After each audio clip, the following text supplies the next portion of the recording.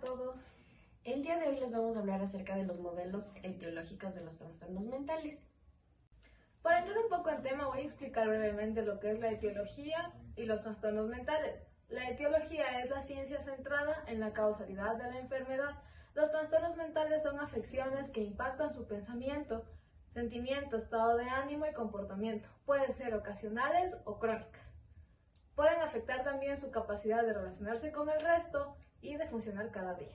Como primer punto tenemos la multifactorialidad en la etiología de los trastornos mentales.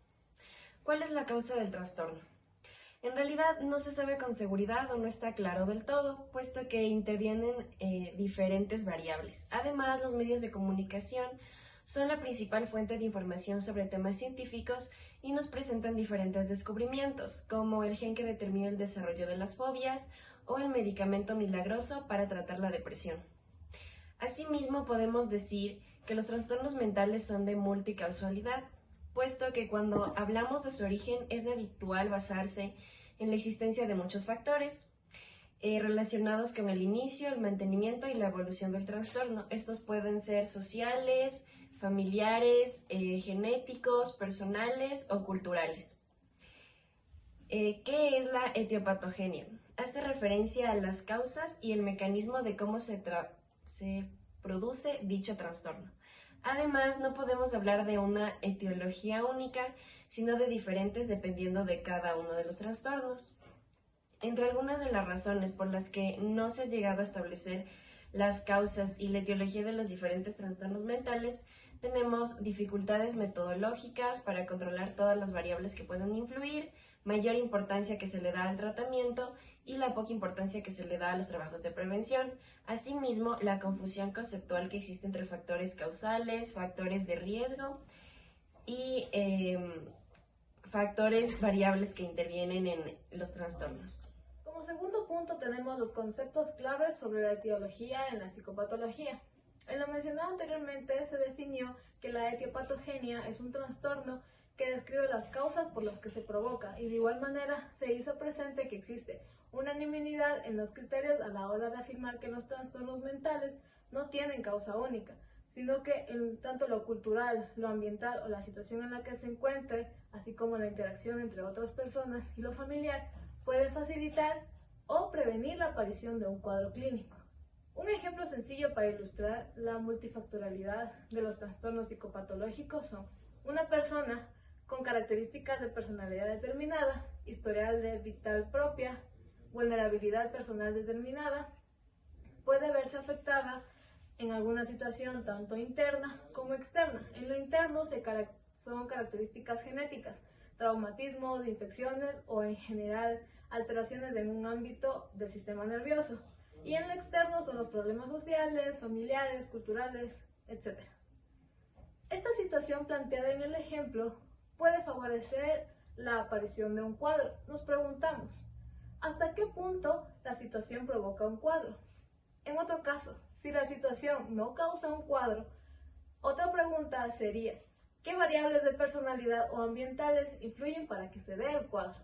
No todas las variables tienen el mismo peso que la otra, así que no influirán de la misma manera. Pero posiblemente tiene mucho que ver el valor que cada variable tenga para causar un cuadro, puesto que se vuelve complicado establecer causas claras, como en la medicina, que la presencia de un determinado gen implica necesariamente la presencia de una infección. Aquí en psicopatología se hace uso de conceptos como los que voy a mencionar. Factores predisponentes son aquellos aspectos que aumentan la probabilidad de que apareciese un trastorno. Factores precipitantes provocaría que un individuo predispuesto a la presencia de un trastorno, por ejemplo, una situación de estrés extremo, a una persona emocionalmente vulnerable. Factores mantenedores podría definirse como aquel cuya presencia impide la remisión de un trastorno, y factor inhibidor, aquel que impide completamente la aparición de un trastorno. Como tercer punto importante tenemos la relación entre factores que intervienen en la etiología de los trastornos mentales. Chimura considera que el estudio de la etiología de los trastornos hay que trabajar con la idea de aislar factores de riesgo en general. ¿Qué es un factor de riesgo? Es un aspecto de la realidad que está positivamente relacionada con la aparición de un trastorno. No obstante, no todo factor de riesgo es un factor causal. Podemos encontrar una gran variedad de factores de riesgo dependiendo de la relación que tienen entre sí, como factores de riesgo independientes. X y Y son factores de riesgo, pero actúan de manera independiente, que cuando aparecen juntos existe una mayor probabilidad de que se observe un trastorno. Factores de riesgo próximos. Cada uno de los subfactores se configuran como un factor de riesgo próximo del factor de riesgo en general. Factores de riesgo superpuestos. X y Y juntos pueden ser un factor de riesgo para un trastorno. Factores de riesgo mediadores. Y como variable mediadora de X, median entre sí para reforzar un trastorno. Y factores de riesgo moduladores, X como variable moduladora de Y. Como segundo tema importante tenemos las aportaciones desde los modelos teóricos al estudio de la etiología de los trastornos mentales. Aportaciones desde los modelos biologicistas. Los factores biológicos se denominan causales, mientras que los factores psicosociales son denominados motivos. El modelo biologicista ha realizado importantes aportaciones al estudio de la etiología de los trastornos psicopatológicos desde distintas áreas de estudio, como la genética. Sus hallazgos realizados fue en el estudio de las predisposiciones hereditarias para diferentes tipos de trastornos. En la neurofisiología y neuroanatomía, su aportación más importante fue la configuración del mapa cerebral. En neuroquímica, los diferentes trabajos sobre los efectos de una mayor o menor presencia y actividad de determinados neurotransmisores en trastornos como la esquizofrenia o la depresión.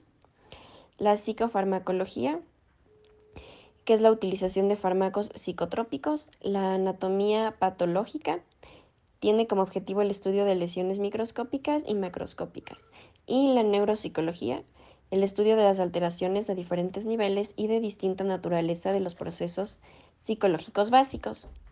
Asimismo, considerar que la etiología de los trastornos psicopatológicos tiene una base exclusiva orgánica chocaría frontalmente con la realidad del hecho de que aún se ignoran las causas biológicas de todos los tipos de trastornos, a excepción de los trastornos exógenos.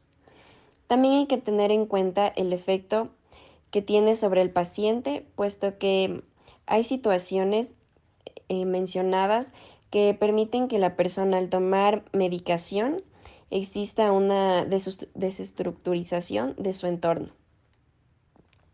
En etiología de los trastornos mentales se tiende a separar los factores biológicos de los psicosociales y en el modelo biologicista no puede explicarse por sí mismo ya que se produce el trastorno mental. Aportaciones desde los modelos cognitivo-conductuales.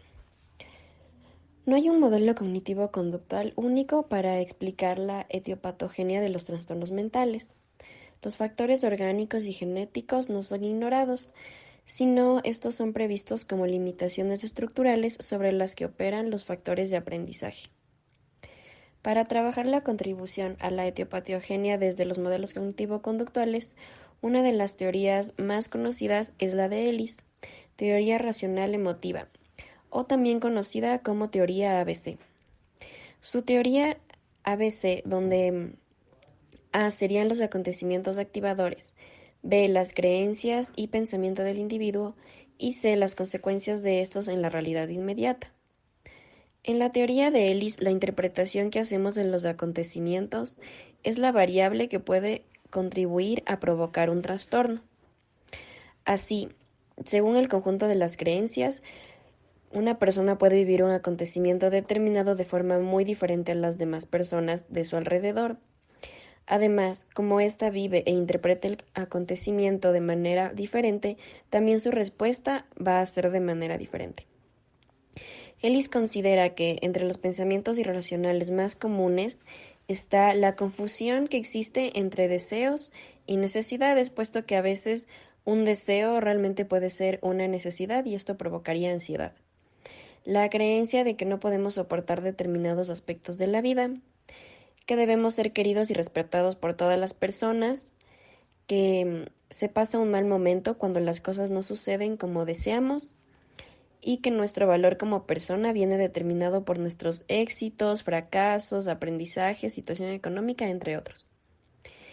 El enfoque cognitivo-conductual. No hay un único modelo cognitivo-conductual que explique la etiología de los trastornos mentales. Una de las teorías cognitivas con mayor implicación es la teoría de Ellis y la retroalimentación entre acontecimientos y consecuencias negativas, interpretadas entre creencias irracionales, puede originar la aparición de una gran variedad de trastornos. Aportaciones desde el psicoanálisis y los modelos dinámicos. No podemos eludir la importancia que han tenido el psicoanálisis y los modelos dinámicos cuando hablamos de la etiología de los trastornos mentales, tanto desde el punto de vista teórico como desde el clínico.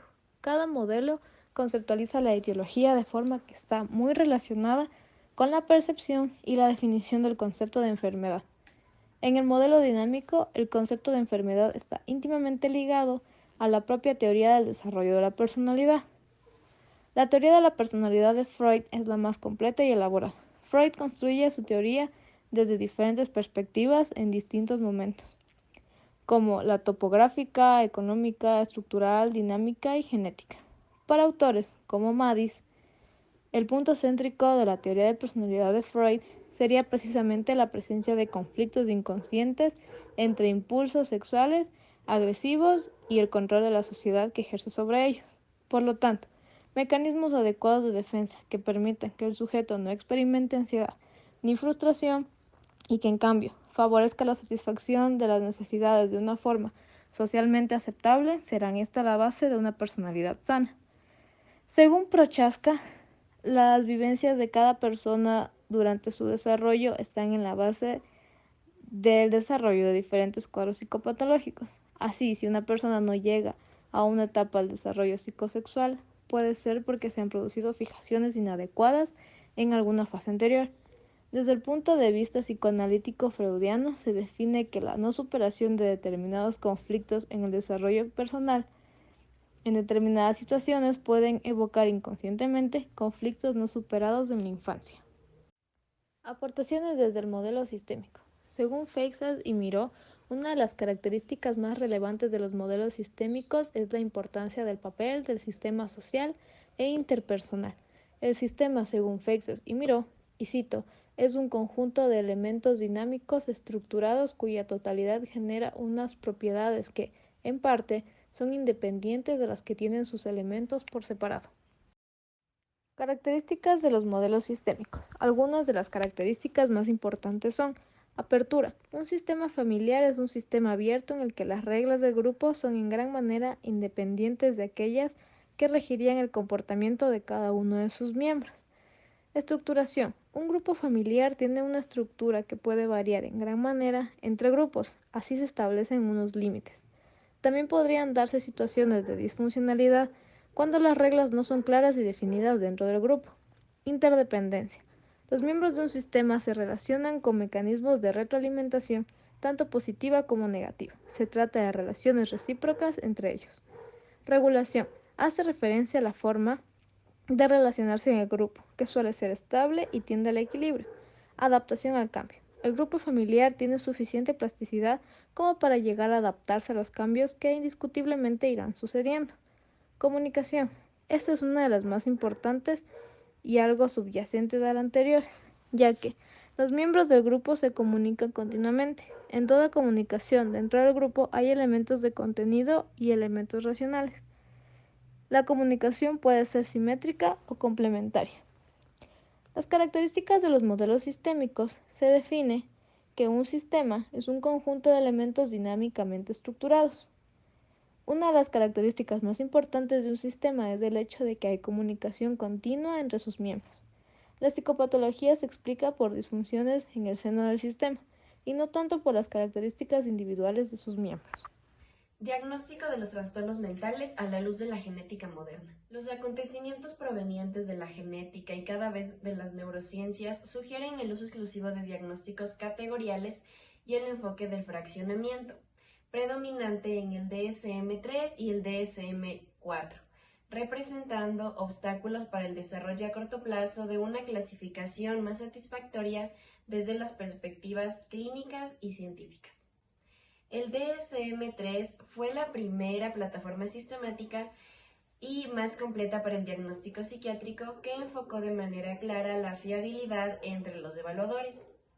Un punto importante del trabajo de Robbins y Gus era la mejor manera de caracterizar los trastornos psiquiátricos era como categorías independientes, discontinuas entre sí y respecto de la salud. Al carecer de pruebas médicas objetivas, la intensa necesidad de fiabilidad entre los evaluadores llevó a elaborar criterios rígidos y altamente especificados basados en la fenomenología. El equipo de trabajo del DSM-5 enfrenta grandes desafíos, como lidiar con una base científica que aún no está a la altura de la tarea de fundamentar una clasificación válida, modificar la clasificación de manera que estimule a la ciencia y cuestione los límites y la estructuración de los diagnósticos, el hacer que el DSM-5 de manera que se pueda incorporar en el manual de descubrimientos bien reproducidos sin aguardar muchos años para la aparición del DSM-6 y hacer todo esto sin dañar el uso en la práctica clínica o administrativa de la clasificación del DSM. Cuestiones emergentes. Es fácil encontrar defectos en el DSM-4 y la revisión del DSM-4. La similitud transcultural de los síntomas y la evolución de muchos de los trastornos mayores como autismo, esquizofrenia, trastorno bipolar, trastorno obsesivo-compulsivo y la depresión indican que las características básicas de estos no son creaciones arbitrarias. En el ámbito clínico, la evidencia de problemas de las clasificaciones se refleja en la necesidad de basarse en los diagnósticos residuales, la necesidad de recurrir a categorías que resisten empecinadamente incluso a una validación rudimentaria. Un problema de definición relacionado es la imposibilidad de establecer una validez improvisada para diagnósticos categoriales empleados en el contexto clínico. Los hallazgos anómalos han surgido dentro del paradigma del DSM. No serán corregidos con pequeños ajustes o restados presuntos diagnósticos. Se estructurará el manual de manera que no impida avanzar hacia una clasificación que refleje de manera imperfecta pero mejor la naturaleza. Problemas planteados por los estudios familiares y genéticos. Los estudios familiares y genéticos plantearon serios problemas para un sistema que construye categorías altamente especificadas a partir de componentes básicos fenomenológicos. Las variables genéticas compartidas pueden contribuir al riesgo de esquizofrenia, trastorno bipolar, entre otros. La complejidad genética puede significar que los componentes genéticos de riesgo de un trastorno se deben a interacciones de variantes genéticas en múltiples loci, que después interactúan con factores no genéticos. Los trastornos psiquiátricos se deben a diversas combinaciones de factores de riesgos genéticos que actúan junto con factores no genéticos que pueden incluir el ambiente, el comportamiento y puede ser al azar. Sin duda, la probabilidad de que los genes de riesgo permitan esclarecer la biología siguen siendo la principal motivación de los estudios genéticos. DSM-5, un sistema de diagnóstico psiquiátrico. Este es un sistema que nos permite que florezcan los trabajos clínicos y de investigación. El más usado en Estados Unidos fomenta la evaluación y descripción de múltiples tipos de información. Un uso minucioso del DSM-5 puede promover la conceptualización rigurosa de los asuntos psiquiátricos y favorecen la comunicación clínica. El DSM-5, publicado en mayo del 2013, es la revisión más reciente de nuestro sistema de diagnóstico psiquiátrico. Se le añadieron varios trastornos nuevos y se revisaron los criterios diagnósticos de otros. Como parte de un sistema diagnóstico de evolución, el DSM-5 está sujeto a futuras revisiones basadas en nuevos avances de la investigación. La formulación diagnóstica usando el DSM-5 es un proceso continuo que requiere habilidad y juicio clínico. Nos adentramos ahora en esta gran pregunta. ¿Qué se debe hacer? En la última década se han atestiguado grandes progresos de la ciencia cognitiva, la neurociencia y la genética, pero solo se han dado pequeños avances en la investigación que podrían influir positivamente los criterios fenomenológicos existentes en el DSM-4 y la revisión del DSM-4. La falta de inclusión de este importante complejo sintomático fue un error que enlenteció el desarrollo terapéutico. Un objetivo más importante del DSM-5 es efectuar modificaciones estructurales que faciliten descubrimientos que aceleren el proceso de diagnósticos válidos y útiles.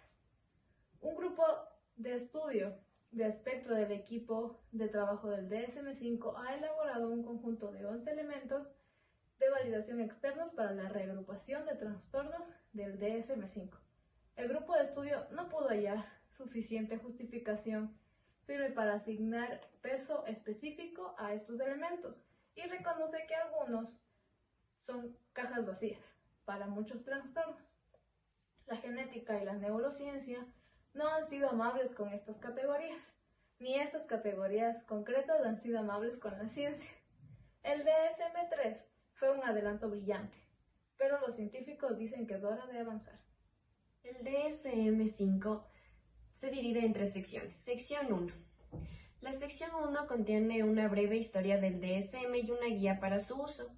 Hay que destacar que los criterios diagnósticos del DSM-5 no están diseñados para aplicarse rígidamente con el fin de incluir o no excluir a personas del tratamiento cuando las circunstancias clínicas señalan lo contrario. En la sección 2, recoge los diagnósticos y códigos del DSM-5 asignados en categorías de trastornos relacionados.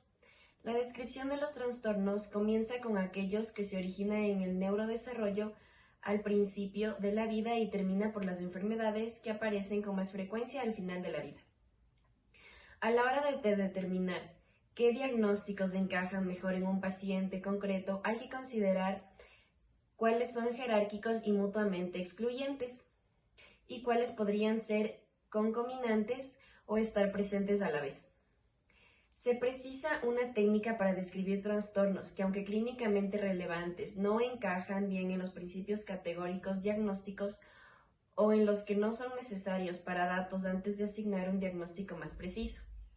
Es posible usar una categoría diferente de no específicos sin especificar cuando el trastorno está presente claramente pero no se da un motivo específico por el que se da. También se puede añadir especificadores a los diagnósticos para aportar más información sobre la evolución clínica. Como mencionamos anteriormente, el formato multiaxial ha sido eliminado en el DSM-5. Todos los diagnósticos médicos y psiquiátricos relevantes para la asistencia deberán ser recogidos en orden de relevancia clínica, de modo que el diagnóstico más importante que motiva el encuentro clínico quede señalado como punto más importante. En la sección 3 contiene un material nuevo, puesto que la sección recoge trastornos candidatos que precisan más estudio antes de considerarlos para ser incluidos en futuras revisiones. Aquí podemos encontrar el trastorno de juego por Internet y la autolesión no suicida. El DSM-5 introduce un enfoque más detallado destinado a comprender cómo la cultura puede influir en el tratamiento. Una crítica importante del DSM-4 en la revisión se centra en las limitaciones del modelo categórico y aconseja la inclusión de enfoques dimensionales en las futuras ediciones. De acuerdo con estas críticas, el DSM-5 ofrece cambios sustanciales hacia un modelo dimensional del diagnóstico. Cambios en los criterios diagnósticos. El DSM-5 introdujo varios diagnósticos nuevos y numerosos cambios en los criterios diagnósticos, además de las variaciones de la nomenclatura o clasificación. Se han creado varios trastornos combinando o separando categorías diagnósticas previas y se han añadido o eliminado criterios diagnósticos específicos. A continuación, vamos a mencionar los cambios que ha hecho el DSM-5 en algunos trastornos. Trastornos del neurodesarrollo. El cambio más controversial en este capítulo es la eliminación de las categorías diagnósticas separadas de autismo, trastorno de Asperger, trastorno desintegrador infantil y trastorno generalizado del desarrollo. En vez de estas categorías, los trastornos se incorporan al diagnóstico único de trastorno del espectro autista, debido al consenso del que los trastornos son la misma entidad diagnóstica. Los cambios introducidos en el TDAH son más discretos. El umbral diagnóstico para adolescentes, mayores y adultos se ha reducido a 5 síntomas y se ofrecen ejemplos que describen las distintas presentaciones de los síntomas a lo largo de la vida. Por último, el retraso mental ha pasado a denominarse discapacidad intelectual. La gravedad de la enfermedad está determinada actualmente por el funcionamiento adaptativo en vez de por el CI, como sucedía en la revisión del DSM-4. Espectro de la esquizofrenia y otros trastornos psicóticos. En el DSM-5 se han eliminado todos los subtipos de esquizofrenia debido a su limitada estabilidad diagnóstica, escasa validez, baja fiabilidad y ausencia de valor pronóstico. En el DSM-5, el diagnóstico de trastorno esquizoafectivo exige actualmente que esté presente un episodio afectivo mayor durante la mayoría de la duración total de trastorno. En el trastorno delirante ya no es necesario que los delirios sean no extravagantes. Además, el diagnóstico de trastorno psicótico compartido ha sido eliminado como categoría separada y se la ha incluido en el diagnóstico general de trastorno delirante. Trastorno bipolar y trastornos relacionados. El trastorno bipolar y los trastornos relacionados ocupan ahora un capítulo distinto de los trastornos depresivos. Es posible añadir un nuevo especificador con ansiedad o de los trastornos bipolares, además de los trastornos depresivos. Trastornos depresivos. Trastorno de desregulación disruptiva del estado de ánimo. Se añadió para abordar la controversia relativa al diagnóstico de niños con trastorno bipolar. El trastorno describe niños que muestran irritabilidad crónica y episodios frecuentes de desregulación conductual extrema. El trastorno disfórico premenstrual es la segunda adicción. Ha saltado del apéndice del DSM-4 de la revisión a la sección 2 del DSM-5, debido a un mayor respaldo científico de su estabilidad y fiabilidad diagnóstica. También combina los diagnósticos de distimia y trastorno de depresión mayor, crónico en uno solo, trastorno depresivo persistente. Trastornos de ansiedad. El trastorno de ansiedad por separación y el mutismo selectivo se incluyen actualmente en el capítulo de los trastornos de ansiedad, del mismo modo que todos los trastornos agrupados anteriormente como de inicio en la lactancia, infancia o adolescencia se han trasladado a las categorías que contienen los diagnósticos relacionados en adultos. Además, el trastorno obsesivo compulsivo, TOC, el trastorno de estrés postraumático y el trastorno por estrés agudo ocupan ahora capítulos distintos. Trastorno obsesivo compulsivo y trastornos relacionados.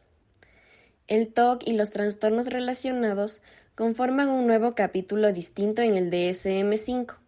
El trastorno de acumulación ha dejado de ser un subtipo de TOC debido a la idea actual de que se trata de un trastorno diferente con tratamiento y pronóstico distintos. La tricotilomanía, trastorno de arrancarse el pelo, se ha trasladado a este capítulo desde el dedicado al control de impulsos. Además, se han añadido especificadores para el TOC, el trastorno dismórfico corporal y el trastorno de acumulación que señalan que la ausencia de introspección o las creencias delirantes deberían motivar el diagnóstico de TOC o de un trastorno relacionado concreto más que un trastorno psicótico. Trastornos relacionados con traumas y factores de estrés. Este capítulo contiene el trastorno de apego reactivo, trastorno de relación social desinhibida, trastorno de estrés postraumático, trastorno de estrés agudo y trastorno de adaptación. Trastornos de la conducta alimentaria. Los criterios de anorexia nerviosa ya no incluyen el requisito de amenorrea, que no podía aplicarse a los hombres ni a mujeres antes de la menarquía o después de la menopausia. La frecuencia necesaria de atracones para el diagnóstico de bulimia se ha reducido a 1 por semana, de 2 por semana. Disforia de género. La disforia de género es una categoría diagnóstica nueva en el DSM-5. Sustituye al trastorno de identidad de género y hace hincapié en el malestar por la incongruencia de género, en vez de sobre la identificación con el género opuesto. como sucedía en la revisión del DSM-4. Trastornos disruptivos del control de los impulsos y de la conducta. Este capítulo es nuevo en el DSM-5. Combina trastornos que pertenecían anteriormente a los trastornos habitualmente diagnosticados por primera vez en la lactancia, infancia o adolescencia, incluidos el trastorno negativista desafiante, el trastorno de la conducta y el trastorno de conducta disruptiva, con trastornos incluidos en trastornos del control de los impulsos no especificados, como el trastorno explosivo intermitente, la piromanía y la cleptomanía. Trastornos relacionados con sustancias y trastornos adictivos. Los diagnósticos de abuso y dependencia de sustancias ya no están aparte del DSM-5.